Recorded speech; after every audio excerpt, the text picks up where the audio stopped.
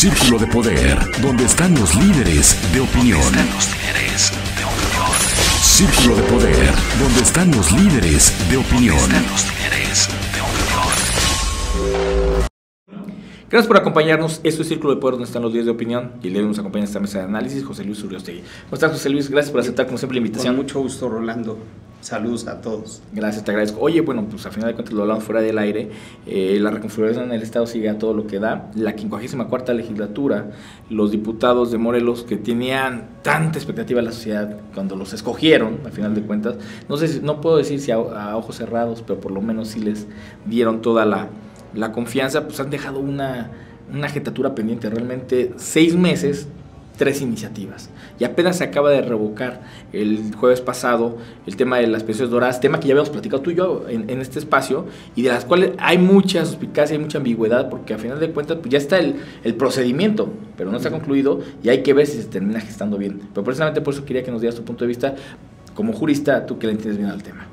Sí, con mucho gusto. ¿Te acuerdas lo que conversamos en aquella ocasión?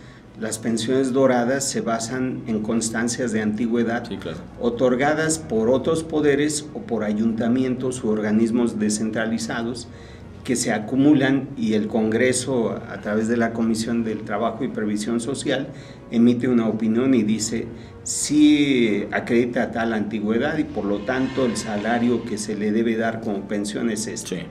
Pero muchas de estas constancias habían sido obtenidas de manera indebida, firmadas por presiones o acuerdos políticos para beneficiar a ciertas personas, y a la larga el Congreso aprobó esas pensiones doradas que hoy afortunadamente están revocando. Ahora, el procedimiento de revocación deja un poco que desear, porque tendrían que haber denunciado ante el Ministerio Público, porque eso implica un fraude. Sí. No especulado, porque ya no son servidores públicos, es un fraude. Hacen uso de documentos falsos para obtener un beneficio engañando a la autoridad. Y hasta ese momento, cuando se ha decretado que el documento es falso o a quien se le imputaba lo desconoce, como pudo haber sido el caso de presidentes municipales, sí, claro, ya tiene validez. En estas circunstancias creo que muchos de los que van a verse afectados por la revocación van a ir al amparo, pueden obtener una suspensión provisional y seguir cobrando. A la larga van a quedar sin efecto, pero mientras hay que seguirles pagando. Sí, exactamente, creo que ese es el tema. También se revoca, nos decían que se había revocado el tema de las pensiones a los fiscales. No entendemos en qué términos exactamente, porque en su momento también lo platicábamos. O sea, si ellos esperan a la, por decirlo así, a la actualización de la ley, a la renovación, pues las condiciones cambiarían. Pues si hoy simplemente decide renunciar, pues es una jubilación de por vida con todas las condiciones. Entonces, sí, tema es complicado. Fíjate que ahí afortunadamente se hicieron bien las cosas, okay, porque fue a través de la ley orgánica de la Fiscalía que se incluyen las pensiones de por vida a los fiscales general y especializados. Como ellos siguieron en el cargo y vino la reforma, nunca se actualizó el derecho, okay, se quedó en una expectativa de derecho. Al continuar en el cargo, ya sin esta disposición legal, al dejarlo, ya no pueden reclamarlo. Entonces, esa parte, okay, sí es interesante. Porque si a final de cuentas no termina siendo letra muerta, se aplica. Claro, si uno de ellos hubiera renunciado en ese momento, habría tenido derecho a la pensión vitalicia, al 50% del salario. Pero al no hacerlo, pierde ese derecho. Exactamente. Es un tema, bueno, siquiera de las malas la buena, ¿no? Oye, bueno, y ya hablábamos de la famosa 54ª legislatura, que entró con mucha expectativa, tiene realmente, para mí es un saldo muy mediocre, 3 iniciativas, 4 en 6 meses, considerando sobre todo el tema de cuántas leyes había que retocar, otras derogar, y al final de cuentas los vimos más enfrascados en un tema de cotos de poder, peleándose como niños chiquitos por las comisiones, exhibiéndose, tratándose, o sea, ponen al presidente del Congreso y a la presidenta de la comisión, y después ya los querían quitar, renuncia Pepe Casas al Partido del Trabajo, y de pronto en vez de que de manera implícita y de manera, pues se entendería que solidaria, pues Tania Valentía dije, ok, me acabo de habilitar, tengo que renunciar, marrulleramente modifican la ley orgánica para amarrarse a esos cotos de poder, y vemos que las iniciativas ahí siguen atrasadas, y las prioridades para los morelenses que realmente es que empiecen a darle juego a esto, pues no transita. ¿Cuál es tu saldo, cuál es tu punto de vista en este aspecto? Mira, habría que adicionar la aprobación de las leyes de ingresos, que es de cajón. Sí, bueno, es sí. de cajón, pero además no las estudiaron adecuadamente, porque hay municipios que tienen autorizado cobro de uso de suelo o de licencias de construcción en un valor casi similar al del precio del metro de tierra donde se pretende construir, y eso es un despropósito. Las licencias son para autorizarte a llevar a cabo determinadas construcciones y destinar los bienes a cierto fin, pero no para que te conviertas en socio. Eso frena el desarrollo. Por supuesto. Un constructor inmobiliario que quiere hacer casas de interés social y debe pagar 100,000 pesos de licencias, pues ya encareció la vivienda y la hace inaccesible a muchas personas. Entonces, han aprobado mucho, poco útil a la sociedad, y se han enfrascado en este conflicto interno de distribución de poderes. El presidente Alfonso de Jesús pues no aparece por ningún lado, brilla por su ausencia. Tania ha tenido un papel muy protagónico.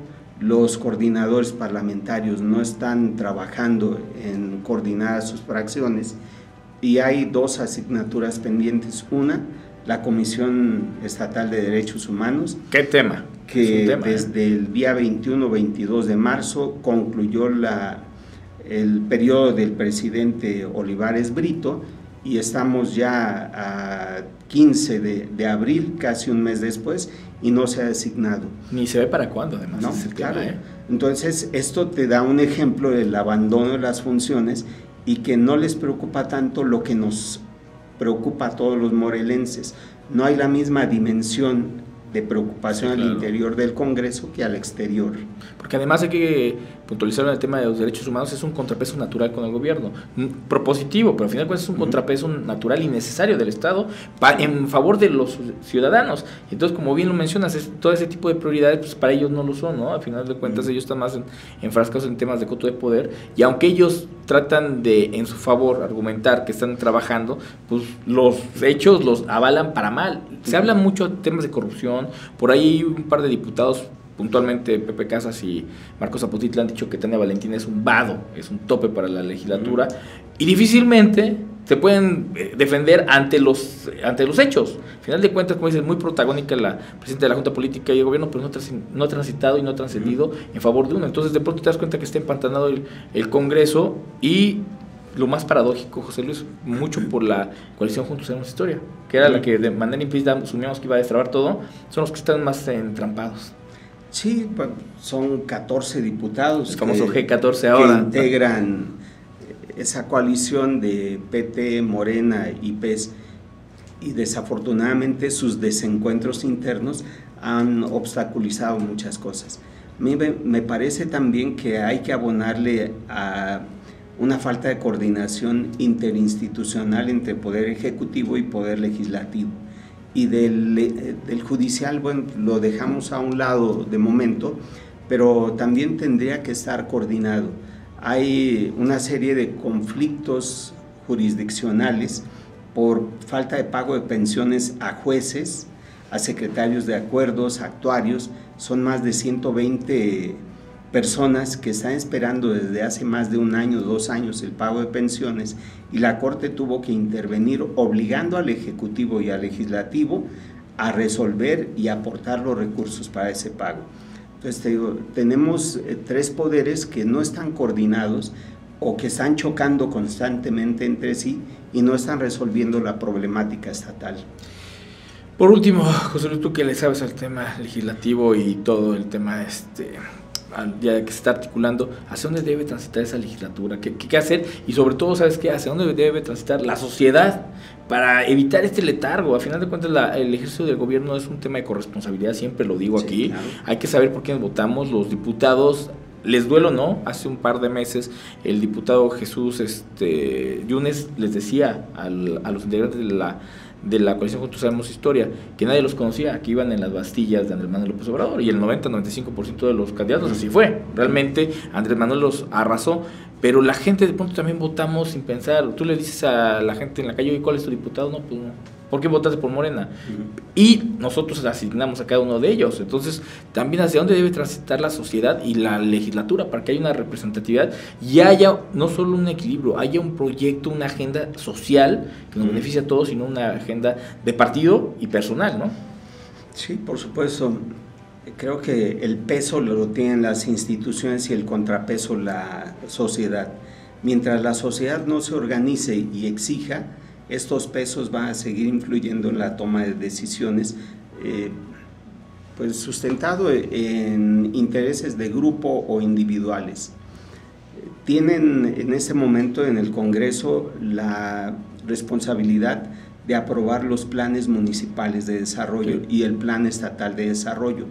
En estos planes se proyecta la inversión pública de 3 años para el municipio, de 6 años para el gobierno del estado, y se establecen metas, objetivos, prioridades. Si los diputados se pusieran de acuerdo y se pusieran a trabajar, no permitirían que planes elaborados por oficinas privadas sin consulta a la sociedad se aprobaran y quedaran ahí como letra muerta. En un plan municipal o plan estatal de desarrollo estableces cuáles son las prioridades, cómo alcanzarlas, a través de cuántos servidores públicos, de qué recursos económicos se va a disponer para alcanzarlas y cuál va a ser el costo-beneficio para la población. Yo creo que este es el momento crucial para los próximos años en Morelos.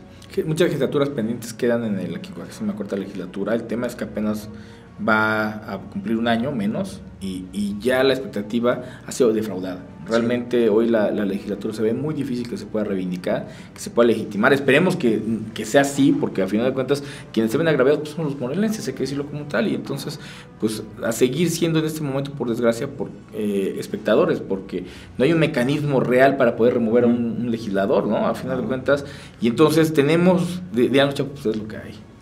Sí, ¿no? Sí, no puedes removerlo porque se defiende entre sí. Y si inicias un proceso en contra de todos los integrantes del Congreso, es una decisión que ellos mismos deben tomar. Sí, así que el conflicto de intereses es el círculo no de poder, sino vicioso. Es un círculo vicioso, sin duda. Pues este tema dará mucho que hablar. Te agradezco como siempre la puntualidad, la claridad con la que nos ayudas a entender un poquito todos estos temas, y esperemos que la siguiente vez que platiquemos pues ya tengamos gratis o mejores noticias por parte de la legislatura, que hoy sí, ni para hablar. Por supuesto, muchas gracias. Como siempre, José Luis, es tu casa, te agradezco mucho. Esto es Círculo de Poder, continuamos. Círculo de Poder, donde están los líderes de opinión. Círculo de Poder, donde están los líderes de opinión.